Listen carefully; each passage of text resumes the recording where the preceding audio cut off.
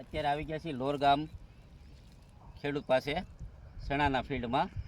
તો આપણું નામ ગામ બતાવજો. ગામ લોર, સુખાભાઈ કાકાભાઈ સજિયા. હવે આપણે આ જે સણા છે બરાબર, એમાં તમારે ઢોરા જેવી જમીન હતી, કાંકરિયા જમીન, એમાં હુકાતું હતું, પીળા પડતા હતા. હા, તો આપણે શું પાયું એમાં? સુપિક સોઇલ. સુપિક સોઇલ પાયું. સુપિક સોઇલ પાયું. કેટલા લીટર? 2.5 વીઘામાં 1 લીટર. 2.5 વીઘામાં 1 લીટર. તો સુપિક સોઇલ પાવાથી તમને શું ફાયદા લાગ્યા? ના, સુકારો નથી, ઘણો ફાયદો છે. હા, સુકારો અટકી ગયો. સુકારો અટકી ગયો છે. હા, પછી થોડીક ફૂલ ફાલમાં સારું છે. ફૂલ ફાલમાં સારું છે. હા. અને તમારે આ ભાગમાં કંઈ બાકી રાખ્યું હતું તમે? હા, બાકી રાખ્યું છે, હજી ઓલો ભાગ બાકી જ છે. હા, તો એમાં ને આમાં શું ફરક છે? એમાં અત્યારે આમાં રિઝલ્ટ સારું છે, સુકારો હોય ગયો બધો. તમે નરી આંખે જોઈ શકો છો, આખો પટ્ટો પડી ગયો. હા, જો આ બાજુ આખો લીલવણી છોડ છે અને ઓલી બાજુ કાળો છે. જુઓ, આખો ડિફરન્સ પડી જાય. હા, સુકારામાં 100% રિઝલ્ટ છે.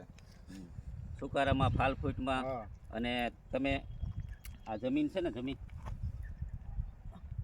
આ જમીન જો, આ માટી આખી છે ને છૂટી પાડી દે, એકદમ મમરા જેવી કરી દે, મમરા જેવી પોછી ભરભરી. તો તમને કેવું લાગ્યું સુપિક સોઇલનું રિઝલ્ટ? સુપિક સોઇલનું રિઝલ્ટ સારું છે. તો તમે શું ભલામણ કરશો ખેડૂતને કે વાપરા જેવું કરો? વપરાય, સુપિક સોઇલ વપરાય, જોઈ લો, રિઝલ્ટ સારું છે એનું. જોઈ લો, એકદમ મમરા જેવી માટી થઈ ગઈ. હા, કાંકરા સિવાય કાંઈ છૂટું નથી.